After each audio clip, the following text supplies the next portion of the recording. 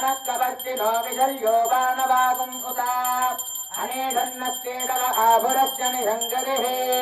जाते हेतरमीडुष्टमहस्ते बभूव तेदनुः तयास्मान् विश्वदत्वमयक्ष्मया परिभुजा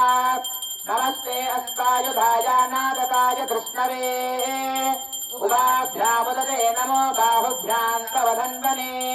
परिते धन्वनो हेतिरस्मान् शृणक्तु विश्वतः अधो यजुदिस्तवारे अस्मन्निदेहितम् शम्भवे नमः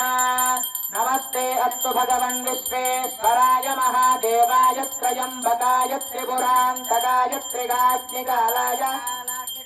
नीलकण्ठाय मृत्युञ्जयाय सर्वेश्वराय सदाशिवाय श्रीमन्महादेवाय नमः नमो हिरण्यवाहवे सेनान्ये दिशाञ्जलये नमो नमो वृक्षेभ्यो हरिकेतेभ्यः पशूनाम् पतये नमो नमः सत्पिञ्जरा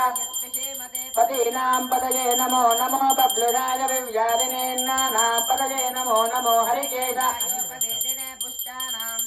नमो नमो भवस्य हेत्ये जगदाम् पतये नमो नमो रुद्राय दताविने क्षेत्राणाम् पतये नमो नमः स्तूताय वनानाम् नमो नमो रोहिताय पतये वृक्षाणाम् पतये नमो नमो मन्त्रिणे वाणिजाय कक्षाणाम् पतये नमो नमो भवन्तदेवारिवस्फुराय औषधीनाम् नम बुद्धैर्घोषाय क्रन्दयते भक्तीनाम् पतये नमो नमः कृष्णवीताय धावते सत्त्वनाम् पतये नमः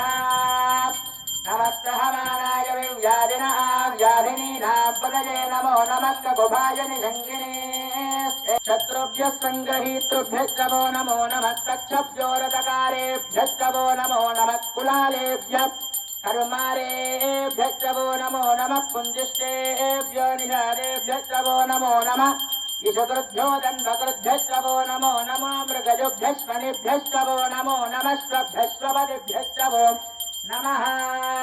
नमो भवाय च रुद्राय च नमः शर्वाय च पशुपतये च नमो नीलग्रीवाय च शितिकण्ठाय च नमः कवर्तिने च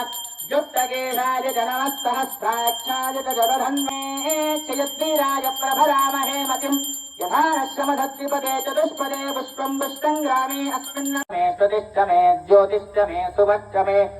प्राणश्च मे पानश्च मे व्यानश्च मे सुश्च मे चित्तम् च महाधीतम् च मे वाक्च मे मनश्च मे चक्षुश्च मे श्रोत्रम् च मे दक्षश्च मे पुष्टम इन्द्रश्च मे दिशश्च इन्द्रश्च मे मूर्धाचम इन्द्रश्च मे प्रजापतिश्च इन्द्रश्च मे अगुंसुश्च मे रश्मिश्च मे दाभ्यश्च मे दिपदिश्च मोपागुंसुश्च मे अन्तर्यामश्च